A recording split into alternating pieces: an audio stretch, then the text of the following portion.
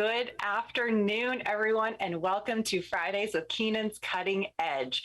My name is Jenna Labor, and I will be your host as we explore the dynamic world of Don Keenan's trial philosophy, The Cutting Edge. Those of you joining us live this afternoon have the opportunity to ask questions and interact with our speaker. It feels like it has been forever since I've been live with you all, so I'm very excited, and I would love it if you got involved and send over some questions for David this afternoon. If you have a question, please put it in the comments section below the video. We will read them and make sure we address them. As always, well, I guess not always, but mostly episodes are released each week following the live broadcast. So be sure to hit the subscribe button and click the alerts icon so you don't miss an episode.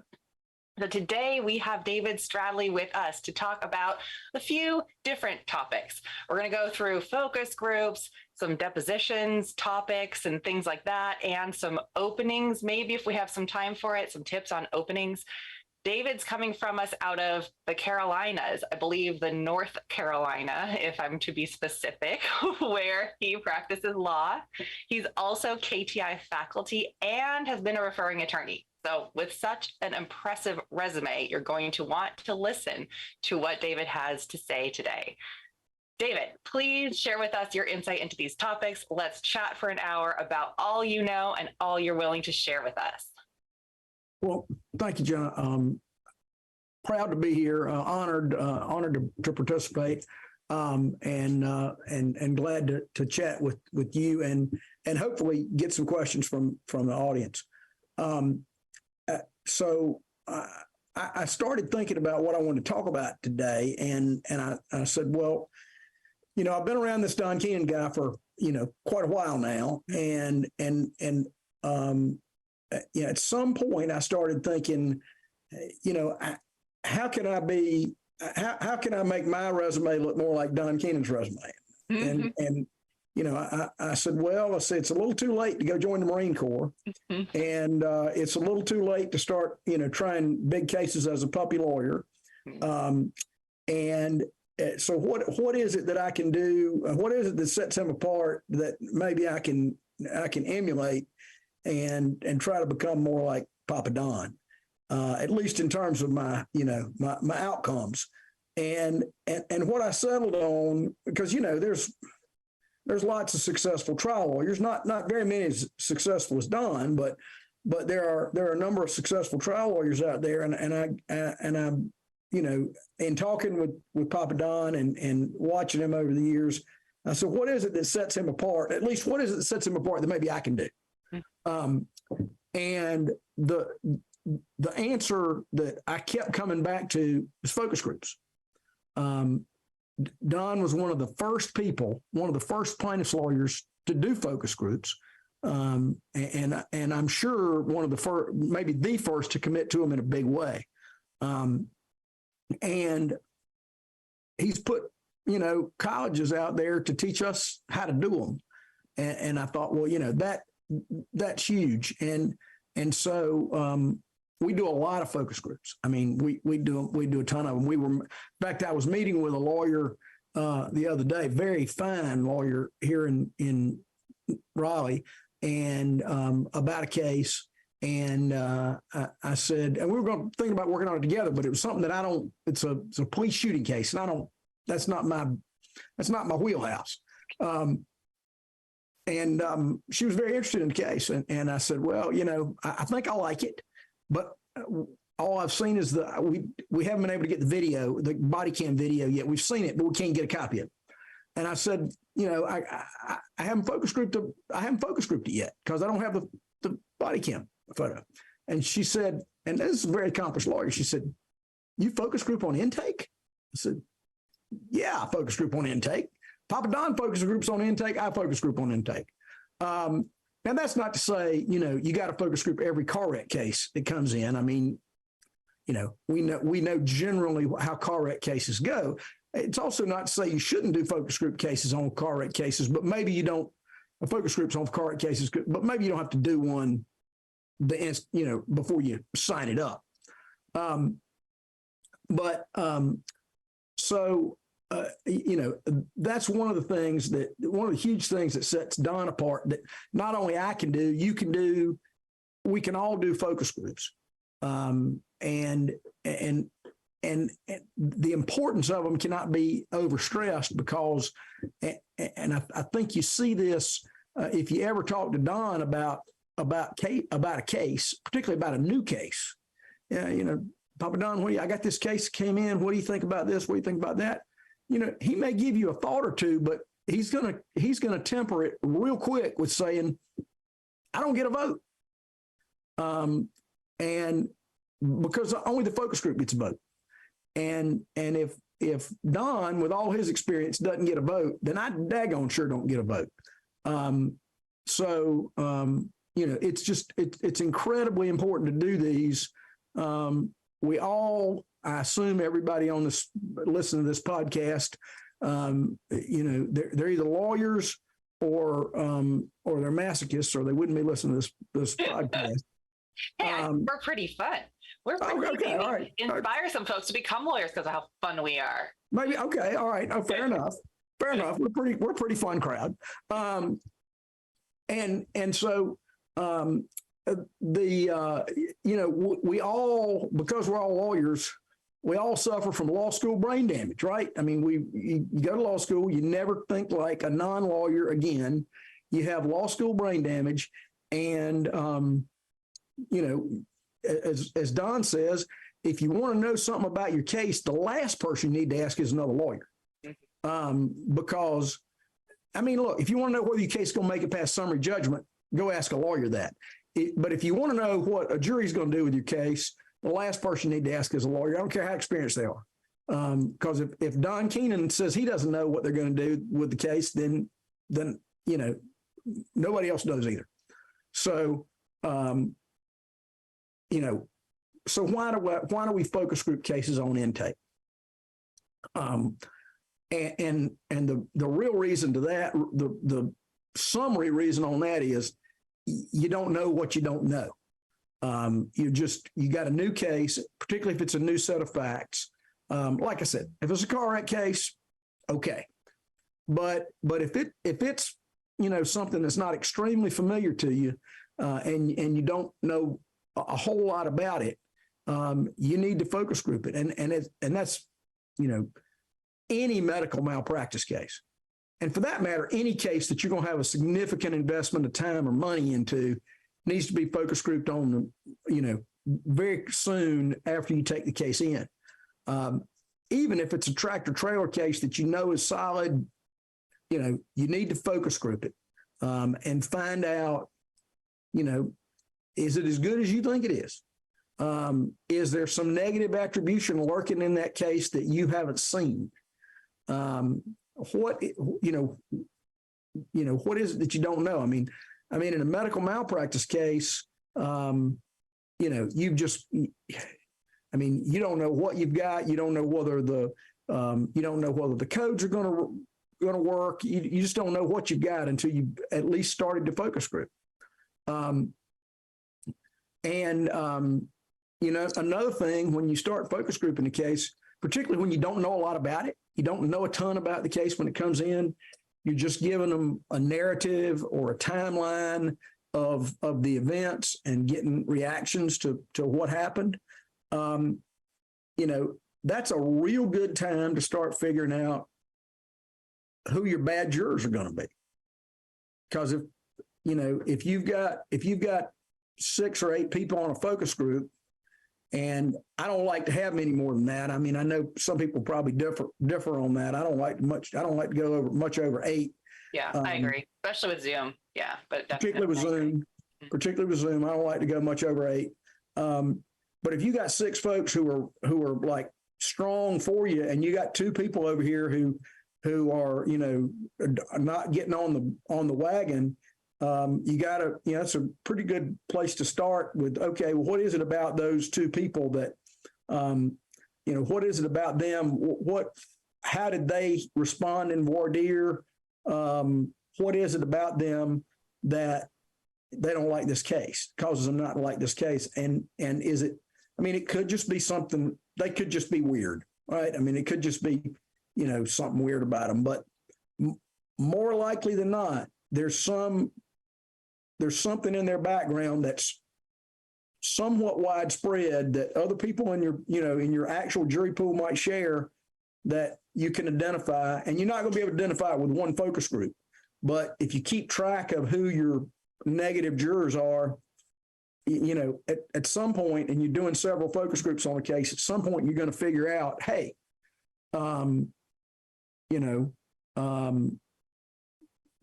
mothers are terrible for me on this case. And there are cases like that. There are cases where young moms are just death.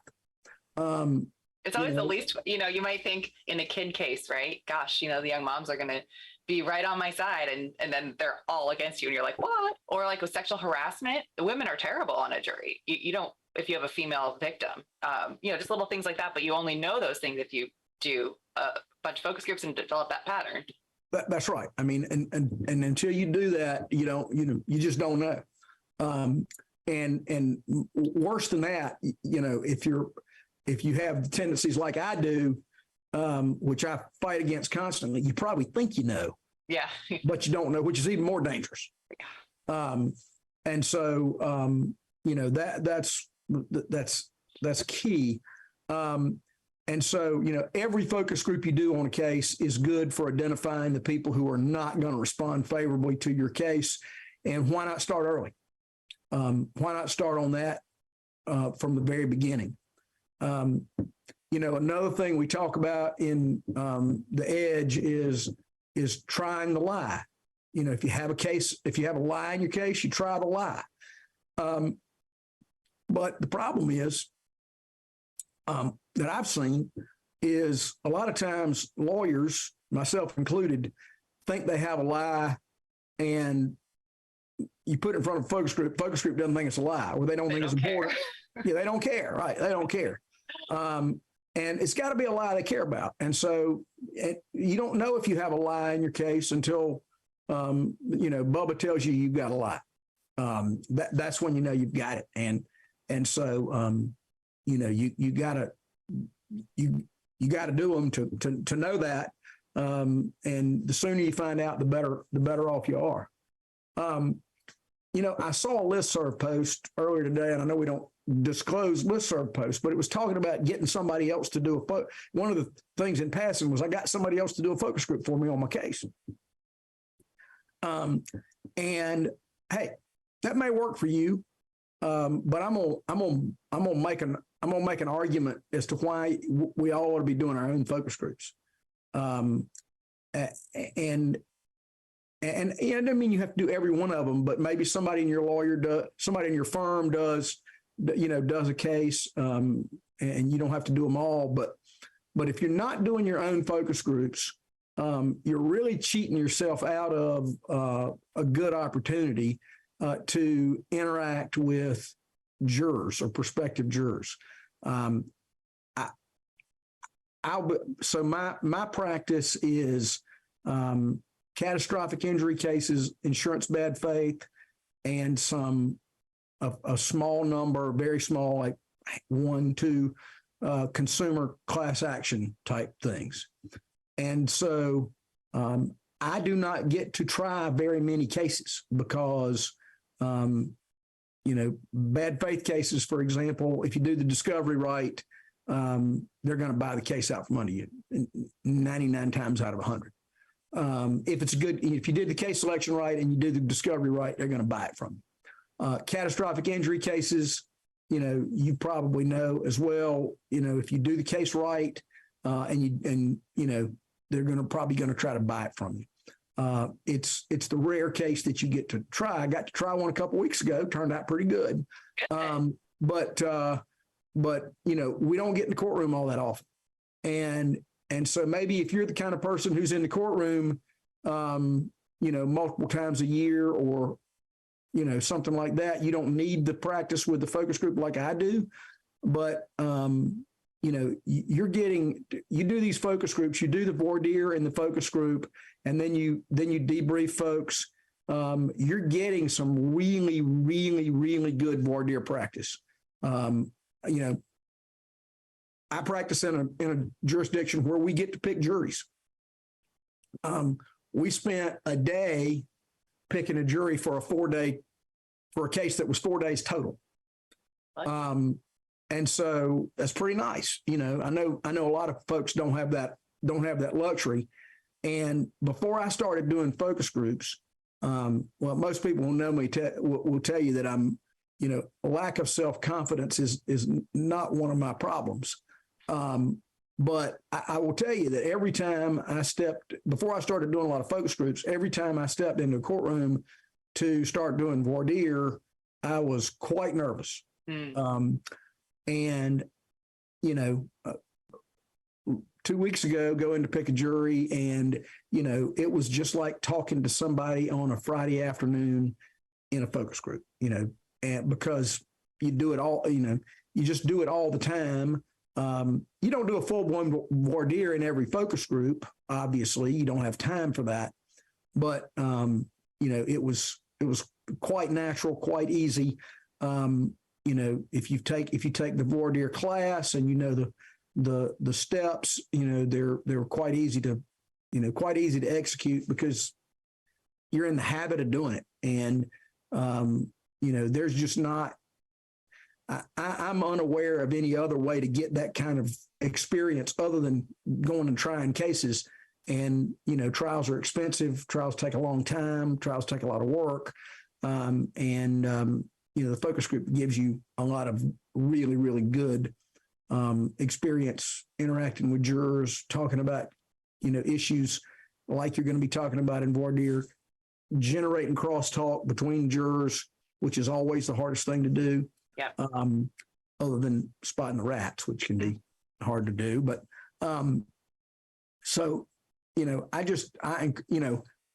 as a referring attorney, we watch a lot of focus groups that KTI, that the Keenan Law Firm does.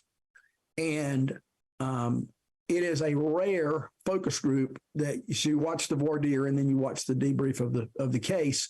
And it is a rare focus group that Papa Don doesn't do the voir dire. And, why is that? Well, he really enjoys it and it keeps him sharp.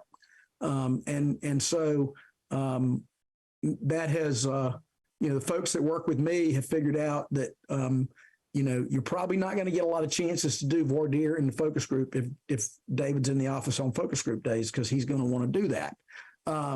But I try to share, but it's really valuable and it's a lot of fun. And so if you're not doing your own focus groups, you really ought to do it. I'll talk just a minute about logistics for focus groups. I guess everybody knows by now. I mean, I'm 3 years late to the party, talking about this, but Zoom is the best thing to happen to focus groups like ever. We still have the room. We just need to convert it to something else. We have a room in our office that was dedicated to focus groups, set up to videotape them, mics in the ceiling, platform for the second row of jurors to sit on, whole 9 yards, and big flat screen on the wall. We, did it up right. And that hasn't been used for a focus group since February of 2020 or something like that, before the pandemic hit.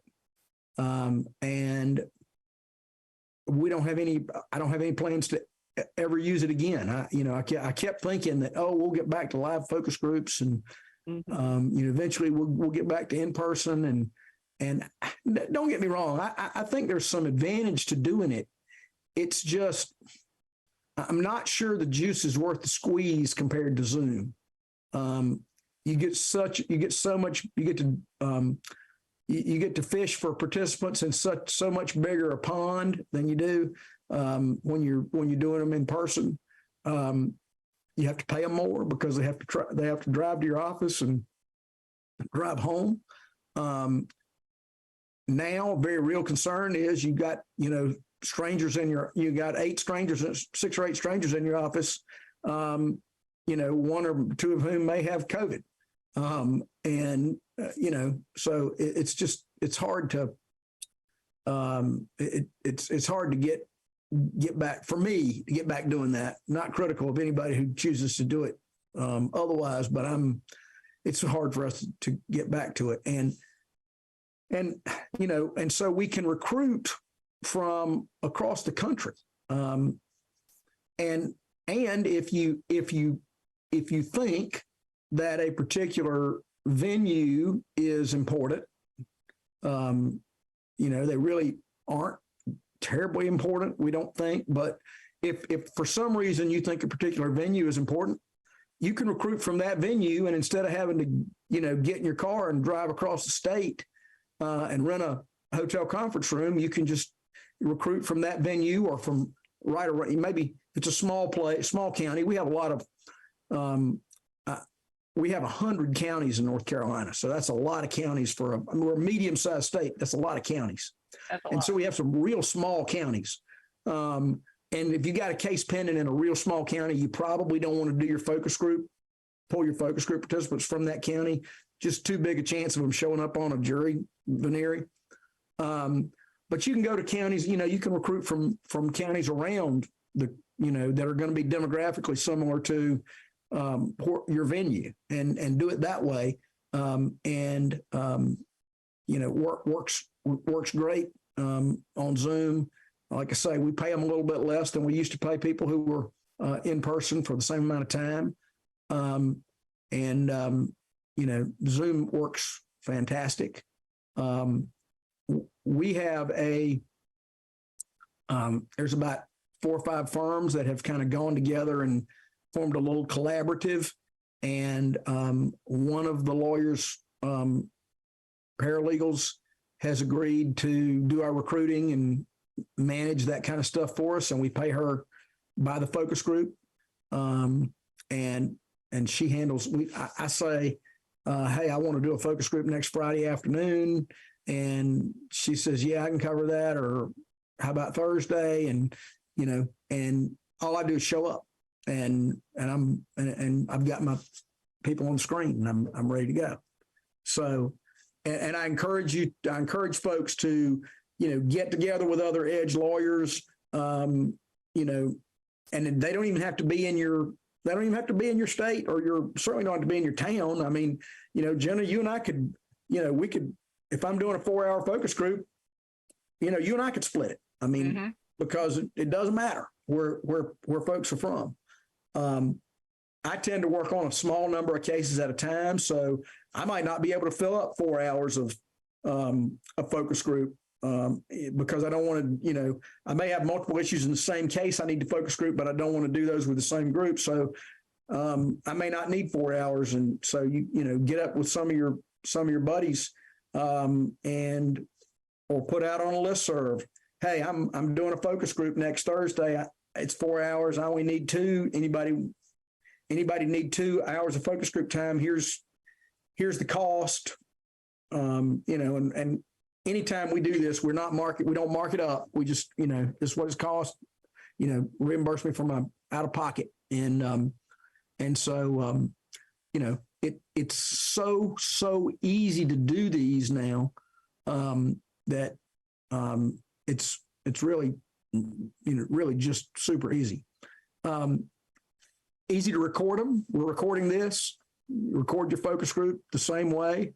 And then one thing we do, and maybe other people do this. I know Don always, back in the before time, would always have the fellow's job was to transcribe the focus group. Go back, rewatch the video, transcribe the focus group.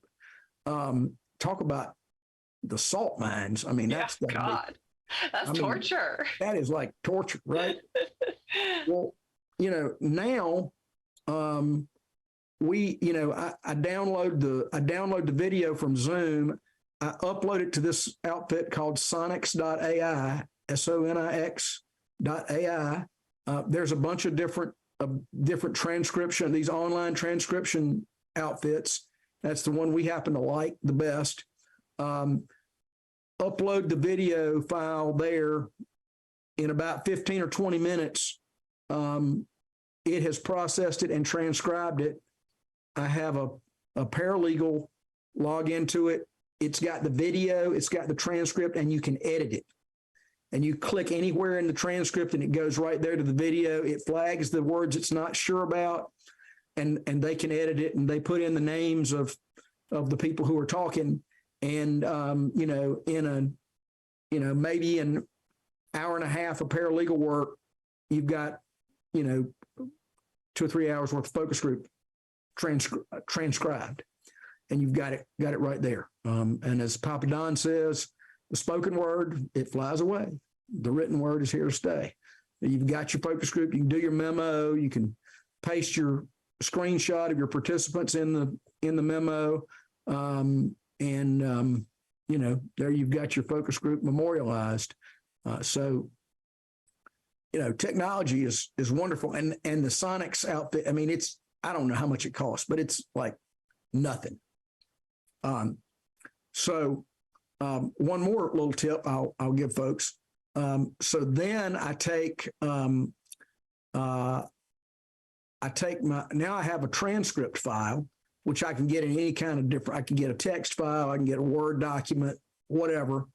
I can then take that text file and my video, and I can upload that with a program called to a website called Synchron Video, SYNCHRON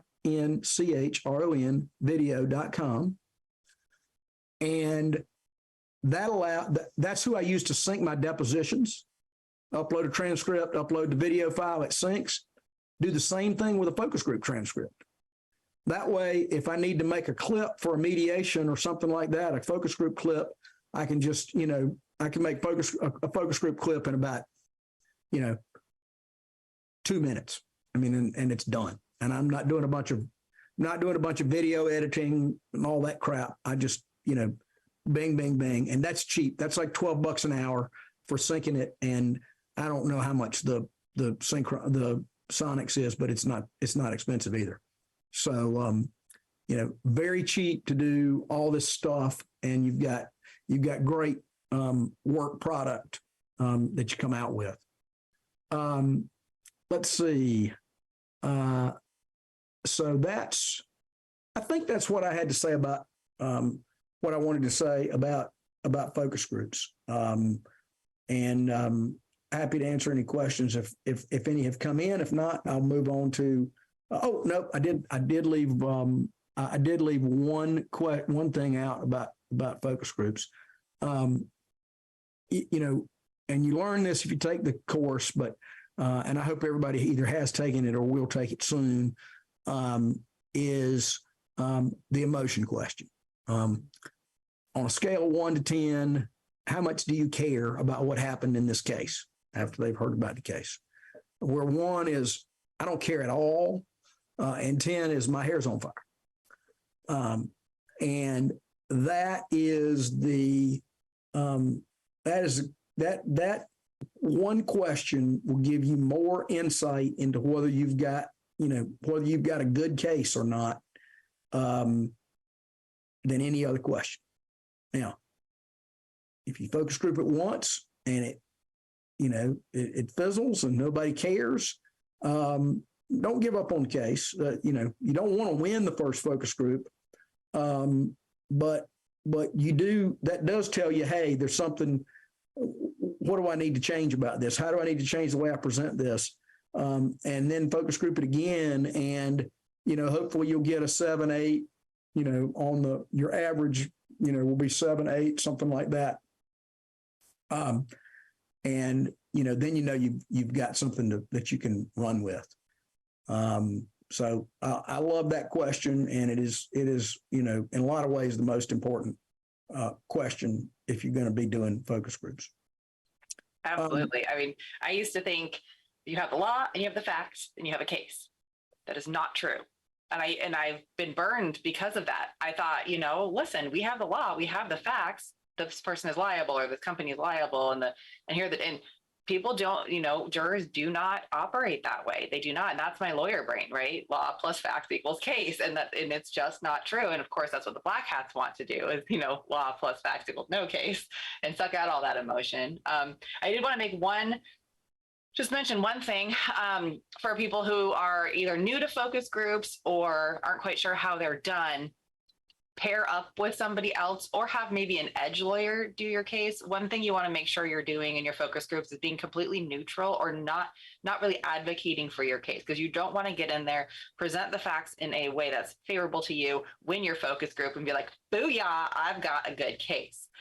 That's not, you're not looking for 6 to 8 yes men. You're looking for hard truths, solid feedback, that sort of thing. So there's a few law firms in the area in Washington that I do focus groups for now and again all the time. And I know they do their own, but they'll also sometimes just be like, hey, I don't have time, or, I'm a little bit too close. I just recently had a case where the lawyer was too close to the case. He loved the client. He loved the fact.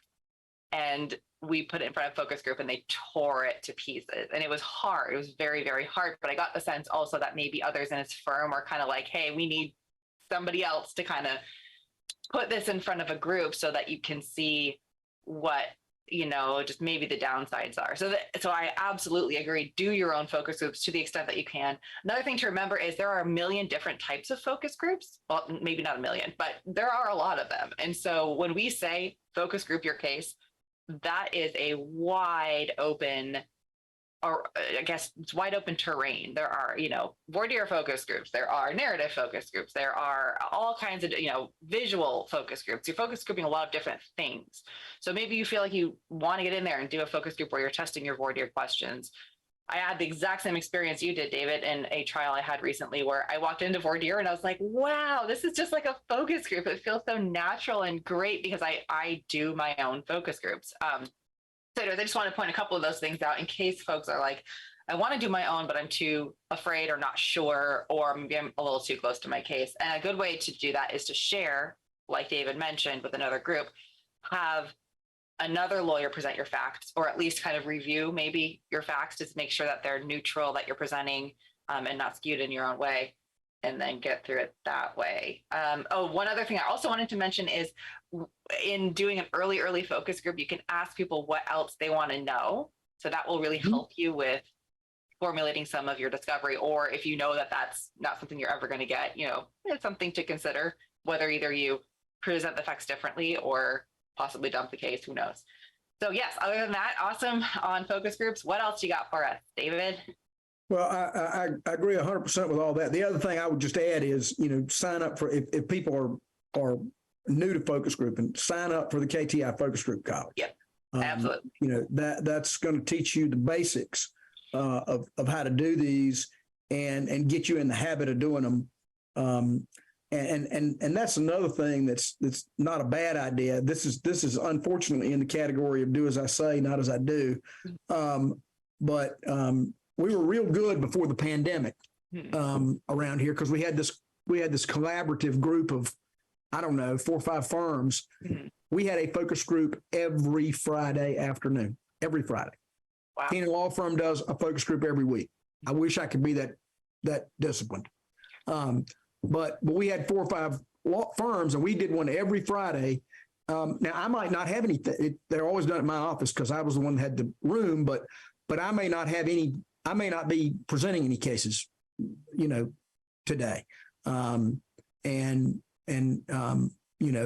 somebody else may have all 4 hours, or somebody may have 2, and yet somebody else have 2. And we just did them every week, and it puts some pressure on you to make sure you used your focus group time. And I'm just not as good about it with the pandemic, since we kind of now are doing them, I'll wait till I have 4 hours worth of stuff and do one. I'm not as good as I used to be about that. I think it's better if you can get in the habit of, even if you have to get 4 or 5 firms together to say, okay, we're going to do one. Yeah. Hold each other accountable. We're going to do it together. Exactly. We're going to do it, and you got to use your time or lose it or whatever. And and so that's a good way to like you say, hold each other accountable. Anyway, let's move on. I want to talk a little bit about depositions because I have I've been hit list trained as an RA. Got the hit list training when it was in its nascency, if that's the right word. And now it's a class. Now it's a course. One of the lawyers here, Nicole McNamara, teaches that course, and it is a great method. It's a great system. Like everything in the Edge, we have a system, and so it's fantastic. But I just want to hit a few high points and encourage people who haven't taken the course to go take it, but maybe emphasize some things that I see when I talk to other lawyers or when I get on listservs and things like that I think folks might be able to use a little help on.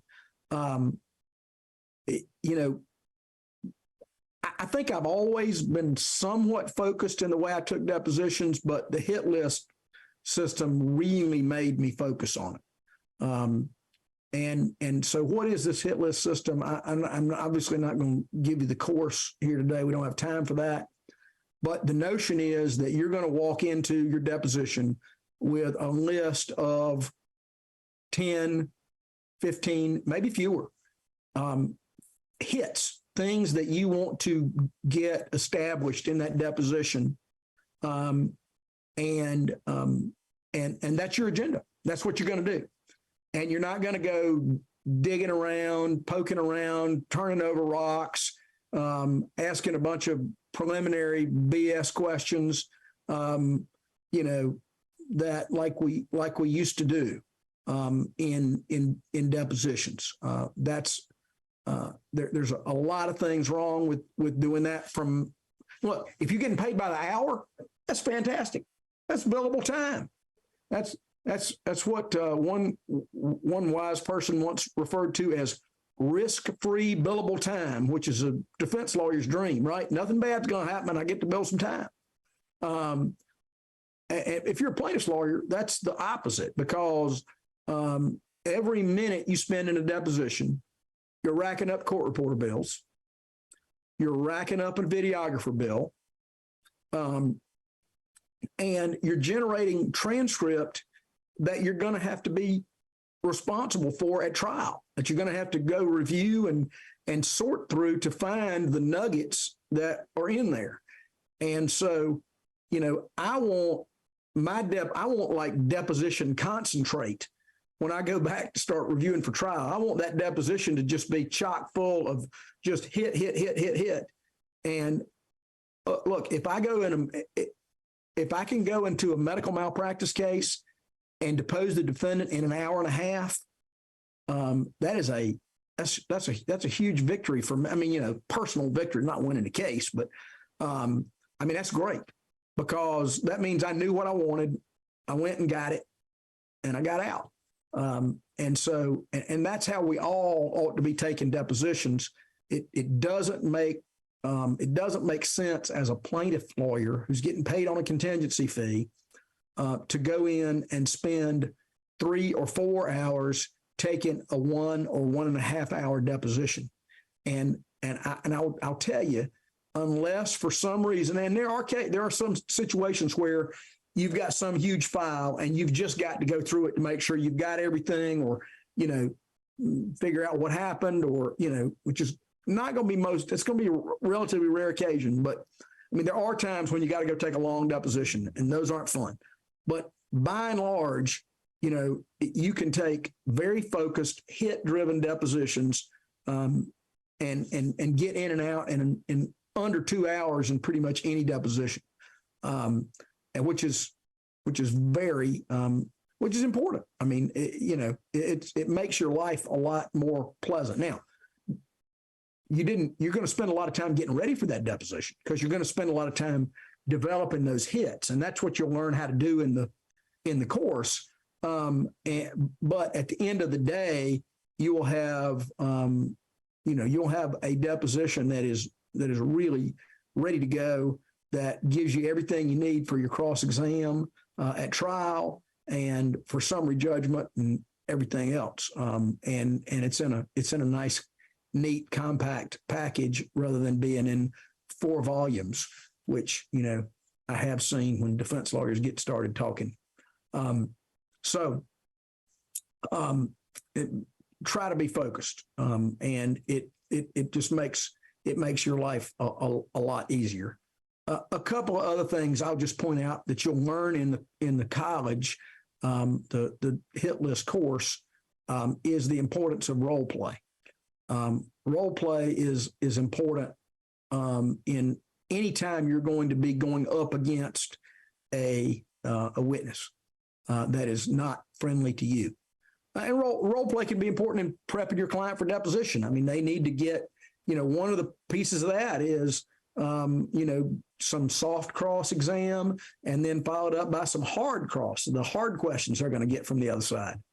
And doing that, so they can experience what that feels like and how they're going to answer those questions. But the role play in prep for deposition or for trial cross is in some ways similar. And the best role play is what we refer to as reverse role play.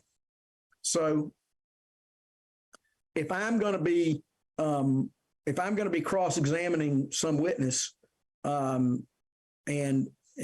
Jenna's going to role play this with me, I don't ask the questions. I give my questions to Jenna and let Jenna ask me the questions. And that does a couple of things for me. First of all, it lets me, to some extent, feel how that witness is going to feel when they're starting to get hit with these hard questions. And it gives me some insight as to where the choke points are, where the as Papa Don calls it, when I've really got the dog collar on. And if I'm the one having to answer the questions in the role play, I'm getting that, and I know exactly where in that cross I started to feel like I had the dog collar on me. The second thing it does is it forces me, as the person playing the witness, but who at the deposition or the trial is going to be examining the witness, it forces me to think through all the ways that I can evade the questions in a way that I might not do if I'm just drafting questions and thinking, I'm thinking about that when I'm drafting my questions anyway. But when I give those questions to Jenna and she starts firing them at me, then I can really start to try to run and see if I can, get out of the dog collar. And you can't really do that unless you do the role play and unless you really do the reverse role play where you're the one, you're sitting if you're the person who's going to be doing the exam, you actually play the witness. And that makes a huge, huge difference. And then the other thing I'll say about depositions, because people kind of look askance at you like this or about this when you suggest it, if they haven't been trained in the edge.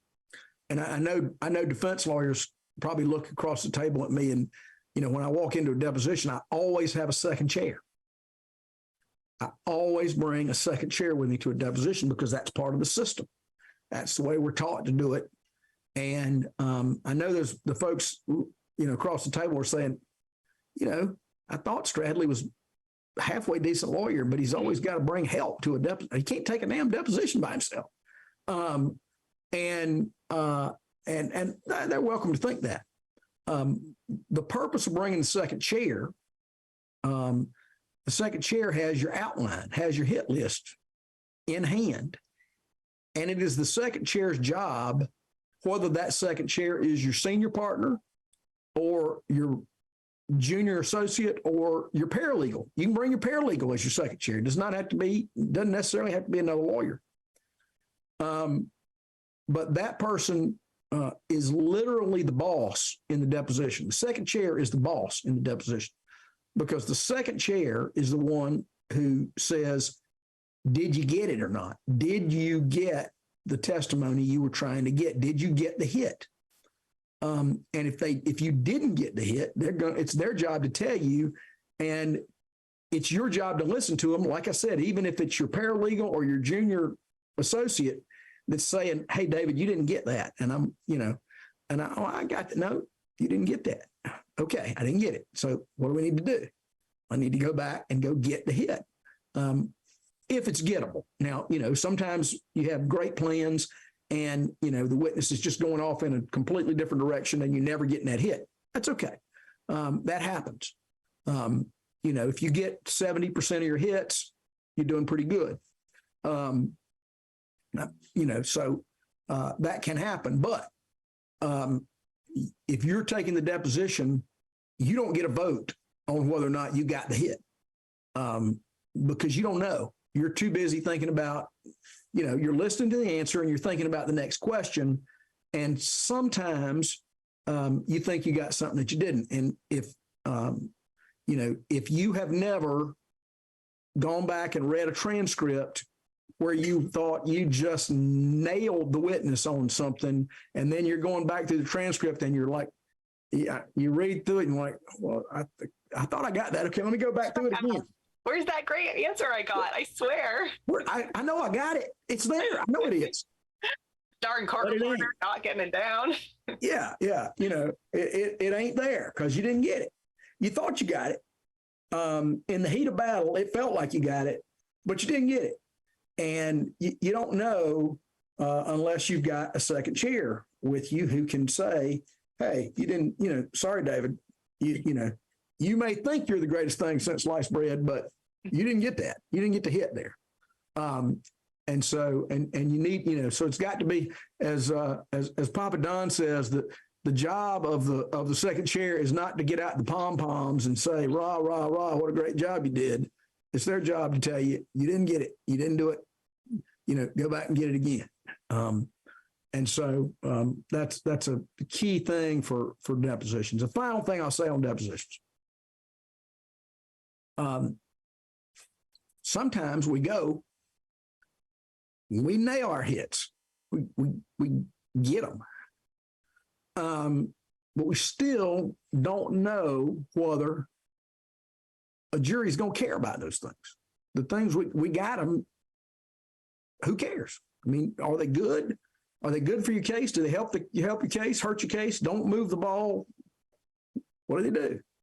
Well, one thing you'll learn, and I'm not going to go into the logistics of this, it's part of the class. One thing you'll learn to do is to focus group your deposition. You get your video back and focus group your deposition hits, and find out how focus group reacts to your deposition hits. And you get to hear, you learn all kinds of good stuff. I mean, you learn what they think of the witness. Maybe as important as what they think of the witness, you learn what they think of you. People have told me, I happen to think these people are deluded, but people have told me that I sometimes come on too strong. And a focus group will tell you that, is your tone, are you being overly aggressive with this person? And then, heck, a trial, I got to dial it back. Or, is that person, did the witness walk all over you? And they'll tell you that in a hurry. Focus group will tell you that in a hurry. Well, that lawyer got his ass kicked by that witness. And now you can't do your own focus group. You can't focus group your own clip, right? I mean, you got to have somebody else do the focus group because they're not going to tell you that you suck. But you got to get, your buddy to focus group that clip for you. But they'll tell you in a heartbeat if if they didn't think you did your job, they will absolutely tell you in a minute that you didn't get it. Or I've heard, oh, the lawyer was manipulating the witness and just asking the question so many times, so they just got confused. I mean, and then they feel sorry for the defendant. You're like, interesting, good to know. Yeah, exactly. And you're like, but I got the hit at the end of it, didn't I? And they're like, doesn't matter. Now I feel bad for the guy. Right. Exactly. And how do you get that? I mean, how do you get it to where you're not having to chase the guy? You do the role play. Yeah. And if you're really trying, if when you do that reverse role play, you're really trying to run, and you know your person who's asking the questions is having to chase you, well, you make a note of that and you say, okay, I got to ask this question in a way they can't. I got to close that door before they try to go at it. And you know you can do that. I mean, you can come back and close the door. Sometimes you can come back and close the door later, but it's always sloppier. Always neater if you get it. If you know, I call it funneling. If you get them funneled in and where they don't have any place to go, but where you want them to go, kind of like a, you know, cattle chute or something. Yeah. Anyway, that's that on the depositions. Let me make this thing stop. All right. We do have a question from the audience on depositions. So the audience asks, what is the best way to pick the points you'd like to hit when you're also trying to avoid preparing the defendant or opposing counsel for your questions through written discovery? Well, so let's talk about written discovery first of all. I think interrogatories, you know, if they took Rule 34, you know, if they took all the copies of the Rules of Civil Procedure and ripped Rule 33 out of every one of them, it wouldn't hurt my feelings very much. Interrogatories are useless. Other than the one time I like to use interrogatories is if there's documents that I need to be identified under oath, I like to use an interrogatory for that. You know, identify the claims file in a bad faith case, for example. That I want identify all the medical records in a med mal case. I want somebody under oath saying this is what there is. That's a good thing. But by all that's holy, do not send an interrogatory saying, describe how the crash occurred. You know, don't do that. Because you're going to get, all you're doing is you're going to give the lawyer a chance to write that answer and rehearse it for his client. And 9 times out of 10, if you don't do that, they're not going to rehearse that answer with their client. So, you know, be careful how you use interrogatories. As far as your, you know, what you do in the deposition, you need to get what you need to get in the deposition. You need to get their feet nailed to the floor on the facts in the deposition. And you need to, you know, and you typically need to get them to admit to your rules. And, you know, your safety rules in your case, you need to get those admitted. Or they get to look stupid or dangerous. If you've got your rules formulated right, they're going to look stupid or dangerous if they don't agree with your rules. And you'll learn that in Hitler's college as well. So, you know, but there's no need to fire your trial cross-examination in your deposition, particularly if it's a case you think you're going to try. You know, you can save that, keep that in your back pocket, and just get all the stuff you need to, you know, to build that trial cross-exam at the deposition. Hope that answers that question. And then also you can, to kind of go full circle, you can get some of your points or whatnot from focus groups, right? Well, what does Bubba need from this witness in order to find for you? And, you know, that's not the end all be all, but it's information to consider in formulating what points you want to get across. Right. At Edge, you don't have discovery depositions. You have proof depositions or proving depositions. You're there to get the information you need. You already know what information you need to get, and you're there to get it. You're not there to kind of like figure it out. Right. You're there to get the defense witnesses to prove your case. Yeah. That is the point of a deposition. 99% of the time it is. Sometimes there are cases where, you know, you just got to go find out what happened. but by and large, that's right. It's there to, you're taking that deposition to get defense witness to prove your case. And I don't know how much more time we have, but I'll do just a second or two on opening statement. Yeah, we got about 5 minutes. Go for it. Okay, 5 minutes. Okay. So I teach the opening statement class. We used to have 2 opening statement classes. We had a sort of an undergraduate opening and a graduate opening. And I've taught the graduate class. Well, the graduate class has become the only class. They've been merged, and we're teaching the one template now. That class is actually going to be taught live in Atlanta in August. I'm going to be there teaching it. Ooh, it'll be hot. And yeah, it's going to be hot. Atlanta in August, not the greatest timing, but it's a chance to be live. And I'm very much, while I can live without live focus groups, live teaching is the only way to go. In my opinion, I hate teaching on Zoom, and I hope we have a big turnout in Atlanta for that class. If you don't know the advanced opening template, or if you do know it and you want to take it again, come down to Atlanta to join us. And I'll say, all I'll really say about that is a couple things. One, you will learn to do a 12-minute opening. I did a 12-minute opening 2 weeks ago in my 4-day case, which led to a $40 million verdict. And so you can do not in every case, you can't do a 12-minute opening in a med mal case, but this was a motor vehicle wreck, and you can do a 12-minute opening in a car crash case, no sweat. And you will learn how to do that in this class. And I can tell you that jurors appreciate a 12-minute opening.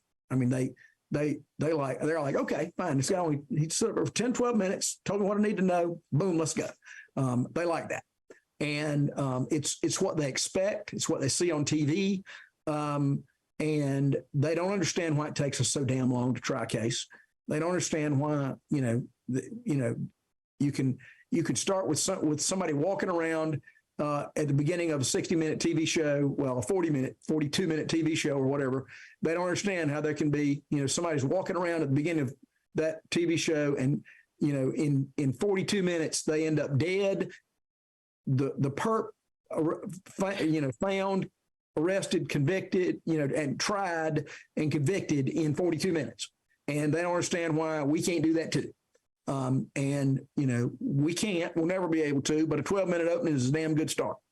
So that is key. But you also learn how to focus group your opening, and focus grouping openings is crucial, because, you got to keep working on your opening statement till you get 100% conviction. If you're not getting 100, you need to be even getting the bad jurors on your opening, because it's like there's nobody on the other side. You're unopposed. If you can't win with nobody pushing back, you really got a problem. So you got to get that opening. You got to keep working on it, and keep focus grouping it until you know that it is right. And then you're going to, if you really want to do the system, then you'll test it against the defense opening, and eventually you get to an adversarial focus group. But you're not past go if you can't get 100% conviction with your opening statement, even from the bad jurors. Just that's the way. You just gotta keep going, because you're not, Don says that, they do all these cases, all these RA cases. They do adversarial focus groups in every single case, and nobody's vote ever changes after the defense opening. The case is over in opening statement. It's, basically over. Never change. Votes never change. They'll change all along the way, but they'll always end up where they were after the defense opening. Mm-hmm. So you got to get your opening right. If you don't have your opening right, you're way, way, way behind the 8 ball. So come to Atlanta, we'll talk about the opening statement for 2 days. Go to Atlanta, get your opening right, people. That's what you want to do. Go to Atlanta, get your opening right. Yep. So there we go. Thank you, David. Thank you for being here. And thank you to all of you who joined us this week for the episode of Fridays with Keenan's Cutting Edge. If you liked today's episode, please click that thumbs up button to feed the YouTube algorithm. Don't forget to subscribe and sign up for alerts so you don't miss an episode. Next week, we have another replay, I believe. I have a meeting that conflicts with the live show, but the following week, May 26th, we'll have Mindy Bish back with us to talk about admitted liability cases. Now, these in Washington, I would say 90% of our cases are admitted liability. Yes, even with a corporate defendant in a tractor trailer case, they want that admitted liability so that you can't talk about the circumstances of the wreck, what actually caused it. They try to keep that system failure out. So I am excited to hear from Mindy about the college that teaches this sort of thing and why we should attend it and how we're going to be able to address these issues as they come up in our cases. So we'll look forward to hearing from Mindy in a couple of weeks. Have a wonderful weekend to the rest of you, and I will see you next time.